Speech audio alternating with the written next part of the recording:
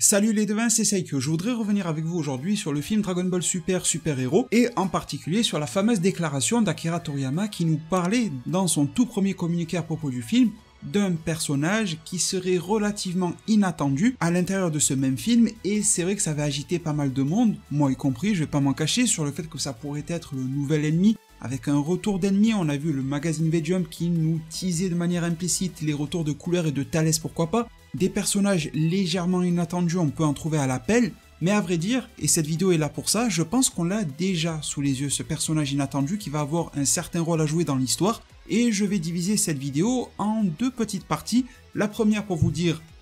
l'identité selon moi de ce personnage inattendu, et deuxième partie pour relativiser un petit peu et vous faire part de ce que j'en pense vis-à-vis de ce que le grand public va en retirer de ce film-là et de ce fameux perso inattendu encore une fois. Alors premièrement, l'identité de ce personnage inattendu, selon moi, on l'a sous les yeux depuis un bon moment, à savoir que c'est très sûrement un Saiyan, ou plutôt même une Saiyan métissée terrienne répondant au nom de Pan. La fille de Gohan, je pense qu'il n'y a pas besoin de chercher beaucoup plus loin, de se prendre énormément la tête à théoriser sur le personnage inattendu, qu'est-ce qu'il va faire, qui est-il, d'où vient-il, est-il méchant, est-il gentil, comment va-t-il se transformer ou je ne sais quoi. Dragon Ball nous a souvent offert pas mal de mystères, c'est un fait, sinon il n'y aurait pas mille et une théories dessus, et cela vaut pour le manga Dragon Ball original, les 42 tomes, tout comme pour Dragon Ball Super. Mais grâce à tous ces tomes qui sont parus déjà sur Dragon Ball, on a aussi l'expérience autour de ces mystères, et on sait très bien que même si, lorsqu'une phrase de teasing comme ça est lancée, on est tous hypés de fou, derrière, la révélation qui se trouve être la réalité pure est plus terre à terre que la portée de nos propres théories. Et je pense très sincèrement qu'à l'heure où à peu près tout le monde s'amuse à théoriser sur tel et tel personnage, et attention, il n'y a absolument rien de mal à le faire, eh bien que l'on devrait plutôt regarder juste en face de nous-mêmes, peut-être un petit peu en dessous parce qu'elle est encore petite, Pan, mais je pense sincèrement que c'est elle. Alors je fais attention de ne pas tomber dans le piège parce que même si son chara-design ainsi que celui de Krillin et de Piccolo ont été révélés immédiatement dès le départ de la promotion du film, ça ne veut pas dire qu'ils seront super importants. Quand un film est révélé, Dragon Ball ou autre, en Japanimation, les premiers personnages révélés dans les chara-design ne sont pas toujours les plus importants. Des fois même, on envoie des personnages secondaires histoire de temporiser un petit peu dans la communication sur le film. Mais dans ce cas très précis, j'ai vraiment l'impression que Pan et d'autres personnages secondaires seront très importants dans ce film, avec les compléments d'informations et les compléments d'interviews qui nous sont parvenus après, en nous disant que ça serait un film très différent du film Dragon Ball Super Broly, et ça on le savait déjà d'ailleurs depuis quelques années avec Monsieur Akio Yoku qui l'avait déjà dit dans le collector du film Broly en Blu-ray au Japon, mais ça vient d'être répété,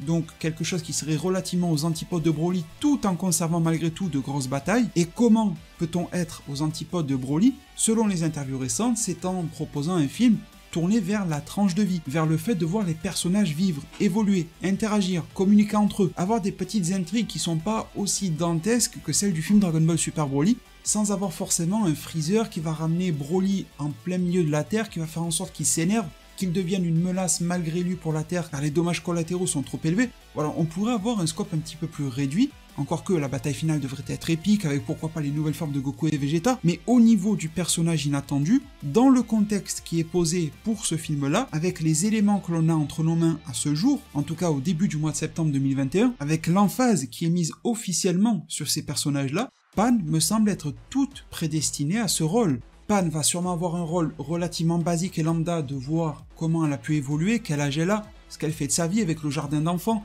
son relationnel avec ses parents, avec ses deux grands-pères, avec Piccolo, et là on va sûrement rentrer un petit peu plus encore dans la tranche de vie, mais je pense que le côté inattendu de Pan sera légèrement similaire à celui de Gohan enfant. Parce que si l'on regarde Pan enfant, lorsqu'elle se bat à la fin de Dragon Ball, elle est un personnage très timide, qui va se cacher derrière son grand-père et l'appeler à l'aide, qui va appeler son père aussi pour l'aider, qui va pleurer à tout bout de champ, mais lorsqu'elle est énervée, elle se met à claquer tout le monde. Il y a ce paradoxe entre le personnage qui n'aime pas d'apparence se battre, qui est même un petit peu froussarde, etc., et qui, lorsqu'elle est trop énervée, lorsqu'elle sort de ses gonds, va absolument déboîter tout le monde. C'est un petit peu ce qui se passait déjà avec Son Gohan. Et on avait eu quelques belles surprises avec Gohan qui pleurait, n'arrêtait pas de pleurer face à Raditz lorsqu'il était enfermé dans le pod et d'un coup a explosé le pod parce qu'il a pété les plombs et sa puissance est devenue débordante et il a commencé à fracasser Raditz. Ce n'était pas suffisant mais ça a été un tournant dans le combat. On a toujours eu en fait ce Gohan à double tranchant, ce Gohan qui peut être à la fois inutile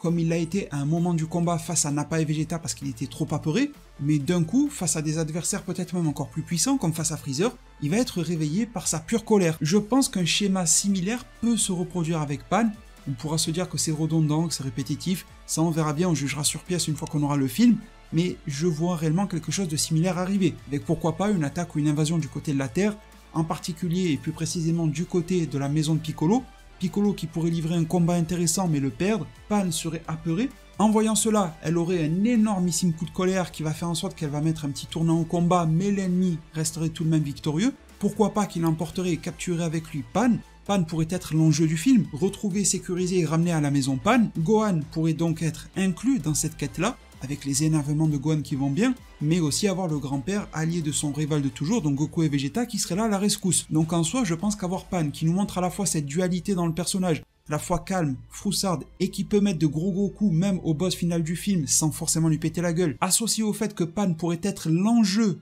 entier à 100% du film, c'est en soi un personnage légèrement inattendu, qui va avoir un grand rôle. Et de plus inattendu étant donné qu'à la fin de l'arc Moro, donc juste avant l'arc Granola, on a vu Pan et elle était toujours bébé. Donc cette forme d'ellipse viendrait soutenir en fait l'aspect inattendu de la situation. Deuxième et dernière partie de ma vidéo, mais très cher devin, elle sera nettement plus courte, je viens de vous citer le cas de Gohan. Eh bien en fait le cas de Gohan et de beaucoup d'autres personnages est symptomatique de ce que je vais vous dire ici. Je pense que même si Akira Toriyama a bel et bien en tête un seul et unique personnage légèrement inattendu qui aura un grand rôle, eh bien je suis assez persuadé qu'une fois que nous aurons vu le film, chacun d'entre vous et moi y compris, que nous aurons tous des réactions et un avis différent. Non pas sur la qualité du film, ça on le sait déjà, les goûts et les couleurs existent. Un avis différent sur qui au final a été le personnage inattendu. Je pense que l'on va tous voir le même film et que l'on n'aura pas tous le même avis sur qui a été ce fameux perso. Certains à la fin du film vont peut-être se dire que c'était Pan, et d'autres vont peut-être se dire que c'était l'ennemi. Peut-être que l'ennemi principal, ce sera les deux là, les deux personnages qu'on a déjà vus. Ils sont d'ailleurs numérotés 1 et 2, et ils vont faire des trucs tellement surprenants qu'on va les trouver inattendus, étant donné que de base ils avaient l'air trop faibles, ou qu'ils sortaient de nulle part, ou alors ils se présentaient comme étant gentils, ce genre de choses. Peut-être que ça va être Gohan, avec une histoire telle que je viens de vous la citer, avec Pan étant en jeu. Si Pan se fait grièvement blesser, qu'elle frôle la mort à cause de l'ennemi, je donne peu cher de sa peau étant donné que Gohan va s'énerver à fond. Et avoir ne serait-ce que le temps d'un film un énervement maximal de Gohan avec un retour à pleine puissance, voire au-delà de sa pleine puissance, ça serait quand même quelque chose d'assez inattendu vu le traitement qu'il y a autour de ces personnages-là. Idem, si on prend Goten et Trunks, on a du mal à les voir grandir et on a encore plus de mal à les voir inclus dans les histoires de Dragon Ball. Si ces deux-là, en marge de Pan, en marge des personnages 1 et 2, en marge de Goku et Vegeta et en marge de tout ce que vous voulez, viennent à avoir eux aussi leur pan d'histoire, eh bien d'autres personnes parmi vous, et peut-être moi-même aussi je m'englobe, diront que finalement, le ou les personnages inattendus étaient Goten et Trunks / Gotenks adultes. Donc je pense vraiment qu'au terme du visionnage de ce film, il y aura une pluralité, une multitude en fait, non pas forcément d'opinions, ça on le sait déjà, mais de perception de ce qu'a été ce film. C'est déjà un petit peu le cas quand vous prenez Dragon Ball Super l'animé,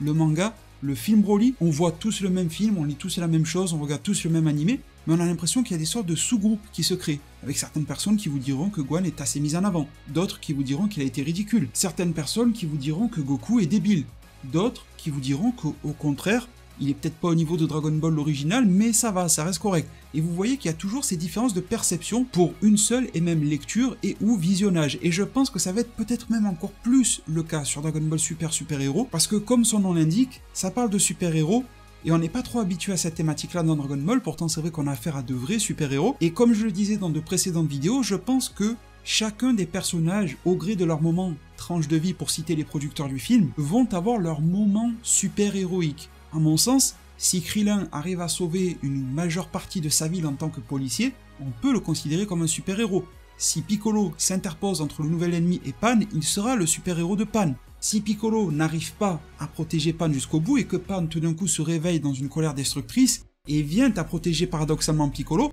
elle aura été la super-héroïne de Piccolo. Si la Z-Team part à la recherche, à la poursuite des ennemis, plus à la recherche de Pan, et que la menace prend une ampleur démentielle, qu'elle menace d'exploser la Terre, l'univers ou la galaxie, et que Goku et Vegeta s'interposent et qu'ils sont les deux à y mettre un terme, on pourra dire qu'ils auront aussi été de grands super-héros. Cela revient au même si Gotenks arrive à bloquer la menace finale ou à battre un des sbires de la grande menace, etc. Chacun aura eu un rôle super héroïque et je pense profondément que cette phase de super-héros auquel chacun aura droit va lui attribuer une sorte de moment assez inattendu, en particulier pour les personnages un petit peu plus secondaires de l'œuvre dont on a malheureusement perdu l'habitude de les voir au sein d'une intrigue ou d'une action. Donc mes très chers devins, vous me direz en zone commentaire ce que vous en pensez, si vous êtes plutôt d'accord ou pas avec mon analyse. N'hésitez pas à mettre un maximum de pouces bleus pour soutenir ma vidéo et ma chaîne YouTube, à vous abonner et activer la cloche des notifications pour ne pas rater les prochains contenus. Merci vraiment du fond du cœur, prenez tous extrêmement bien soin de votre futur, et à plus pour de prochains arts divinatoires.